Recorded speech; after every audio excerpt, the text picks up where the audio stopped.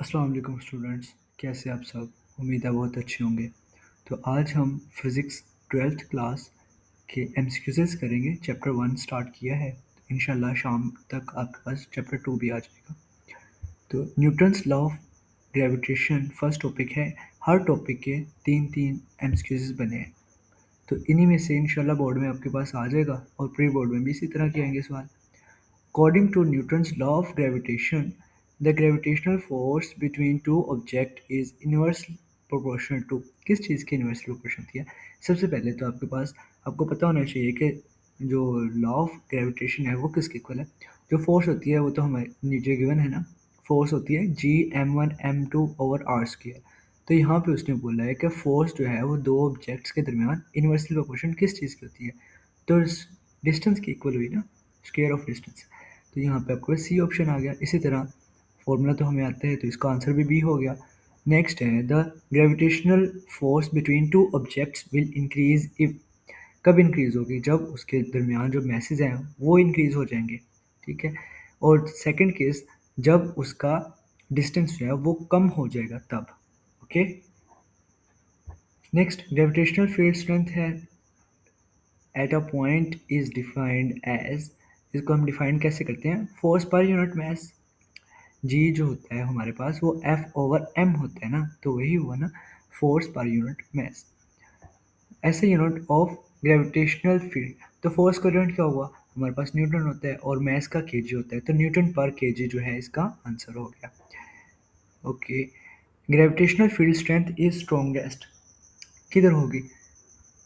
Far from अर्थ से दूर जाए तब होगी, या एम्प्टी स्पेस पे होगी, या फिर डिस्टेंस इन्फिनिट हो जाए तब होगी। तो इनफाइनाइट डिस्टेंस पे नहीं होती, हमारे पास नियर मैसिव ऑब्जेक्ट होती है, मैसिव ऑब्जेक्ट्स के दरमियान होती है। फिर है value of G on the surface of earth and variation with altitude. तो इनमें पास जो पॉइंट, उसमें the value of acceleration due to gravity on the surface of earth is approximately किस चीज़ के इक्वल है? 9.8। अगर आपके पास 9.7 भी आ जाए या 9.77 आ जाए तो हम प्रिसाइज को लेंगे। ठीक है। प्रिसीजन एंड एक्यूरेसी पढ़ा था ना हमने।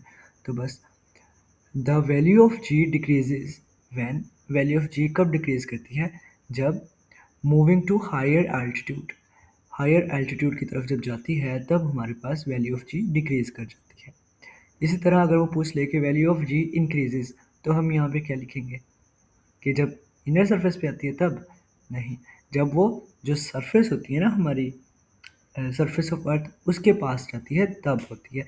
ये नहीं बोलना कि अर्थ के जो अंदर है उधर चली जाती है तब। तब भी आपके पास वैल्यू ऑफ जी ज़्यादा होगी, कम नहीं होगी। सॉरी, कम हो जाएगी, ज़्यादा नहीं होगी।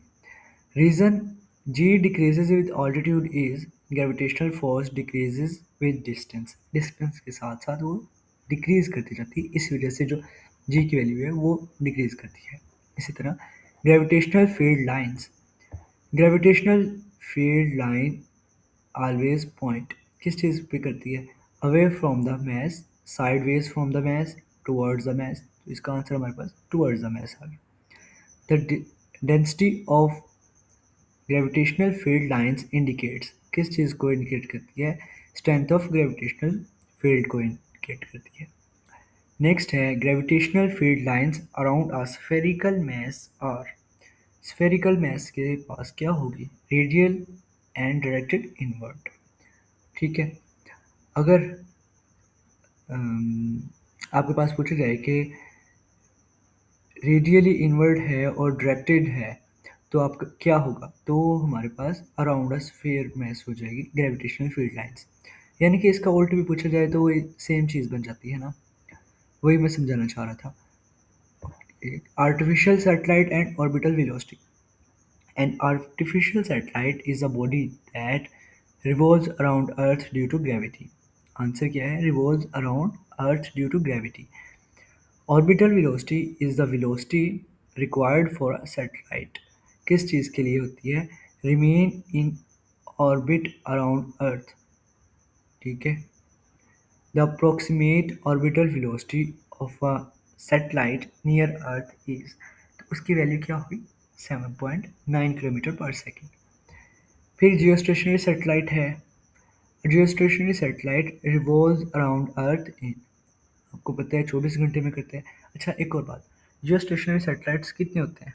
एक दो तीन, तीन होते हैं, ठीक है, थ्री आंसर है। ओके, तो जो एंगल कितना बनाते हैं ये? अब देखो एंगल निकालने के लिए हमें टोटल एंगल कितना होता है? 360 होता है, तो तीन चीज़ें होती हैं ना, तीन उसमें होते हैं खड़े, तो तीन पे डिवाइड कर दो, 120 के एंगल में होते हैं, तो इसका आंसर 120 है।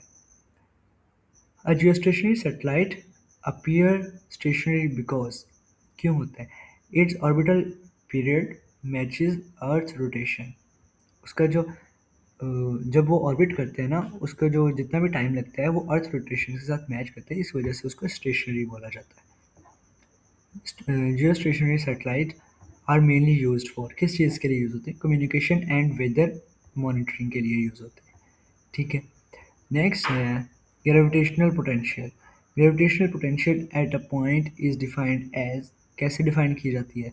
Work done per unit mass to bring an object from infinity, work done per unit mass to bring an object from infinity. Force per unit mass किसको कहते हैं? ये वैल्यू ऑफ जी होती है ना। एनर्जी पर यूनिट डिस्टेंस किसका होता है? वाट का होता है। फोर्स मल्टीप्लाइड बाय डिस्टेंस, इसका क्या हुआ?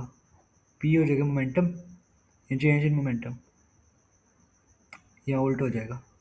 The SI unit of gravitational potential is, क्या होगा? जॉल पर किलोग्राम हो जाएगा। फिर है gravitational potential becomes more negative when, कब होगा? मूविंग क्लोजर टू अर्थ, तो कब हो जाएगा? Moving closer to earth. तो चैप्टर 2 भी हमने कर लिया है साथ मर्ज ना। Pressure exerted by gas molecules, तो इसके तीन आपके पास सामने हैं। Gas pressure on the wall of container is due to, pressure किस वजह से होता है? Collision of gas molecule with the container walls. देखो किसी भी चीज़ को हम हिट करेंगे तो उसके अंदर कुछ ना कुछ तो प्रेशर आएगा ना। या फिर हम इसको इस तरह ले लें कि जब कोई हमें मारता है या थप्पड़ वगैरह मारता है या हमें तंग करता है, तो हम गुस्सा आता है ना, हीट अप हो जाते हैं, तो वही ये भी वही सिस्टम है। गैस प्रेशर इंक्रीजेज व्हेन, कब इंक्रीज होता है? जब ज़्यादा इंक्रीज करते हैं, जब ज़्यादा कोलिजन होती है तब। टेम्परेचर डिक्रीज करने से भी नहीं, मॉलिक्यूल स्टॉप करने से भी नहीं, वॉल्यूम इंक्रीज करने से नहीं। In kinetic theory gas pressure depends mainly on, किस चीज़ पे गैस प्रेशर जो है वो डिपेंड करता है? कलर ऑफ गैस नहीं, speed and number of gas molecule है। ऑब्वियसली स्पीड जितनी ज़्यादा होगी उतनी ज़्यादा हमारे पास प्रेशर आएगा। नेक्स्ट है temperature in terms of kinetic energy, kinetic energy in terms of temperature कुछ भी। The temperature of gas is directly proportional to, किस चीज़ के डायरेक्ट प्रोपोर्शन है? काइनेटिक एनर्जी के, जो कि हमने प्रूव करना है। When temperature increases the kinetic energy of gas molecule, जब टेम्परेचर इंक्रीज कर रहा है तो गैस काइनेटिक एनर्जी क्या होगी? डायरेक्ट रिलेशन है तो मैक्सिमम हो जाएगी। Okay, at absolute zero temperature, absolute जब होगा तब जो है काइनेटिक एनर्जी वो उसकी क्या होगी? ज़ीरो होगी वो भी, क्योंकि जब टेम्परेचर ही नहीं है तो हमारे पास कैसे काइनेटिक एनर्जी आ जाएगी? ज़ीरो है तो वो भी ज़ीरो हो जाएगा, ठीक है। Root mean square well speed of gas, root mean speed of gas molecule represents, किस चीज़ को रिप्रेजेंट करती है? Square root of average of the square of molecular speeds को। हर एक की हम जब जो स्क्वायर लेंगे उसको हम ऐड अप करेंगे तो हमारे पास रूट मीन स्क्वायर वैल्यू आ जाएगी, आरएमएस वैल्यू आ जाएगी। RMS speed of gas molecule increases when, कब इंक्रीज करती है? जब टेम्परेचर इंक्रीज करता है, प्रेशर के कम होने से भी नहीं। अगर प्रेशर इंक्रीज करता तो क्या होता? वॉल्यूम इंक्रीज करने से भी नहीं, डेंसिटी डिक्रीज करने से भी नहीं। अच्छा, अगर डेंसिटी भी इंक्रीज करती और प्रेशर भी इंक्रीज करता तब क्या इफेक्ट पड़ता इस पे, ये आप बताएं। The formula for RMS speed of gas molecule is, formula for RMS speed, इसका क्या फॉर्मूला होता है? Is equal to under root 3 RT/m। तो बेसिकली इस फॉर्मूले के थ्रू हमें पता चल रहा है कि प्रेशर और डेंसिटी का इससे कोई ताल्लुक नहीं इस फॉर्मूले में। लेकिन जो दूसरा है उसमें प्रेशर का है ज़िक्र। तो आप आपसे जो सवाल है वो आप बताएं कि आरएमएस स्पीड की वैल्यू प्रेशर अगर इंक्रीज़ करें तो तब उस पे क्या इफ़ेक्ट पड़ेगा, और यहाँ डेंसिटी इंक्रीज़ करें तब। ओके, मिलते हैं आपसे नेक्स्ट वीडियो में, सेकंड ईयर की नेक्स्ट वीडियो में।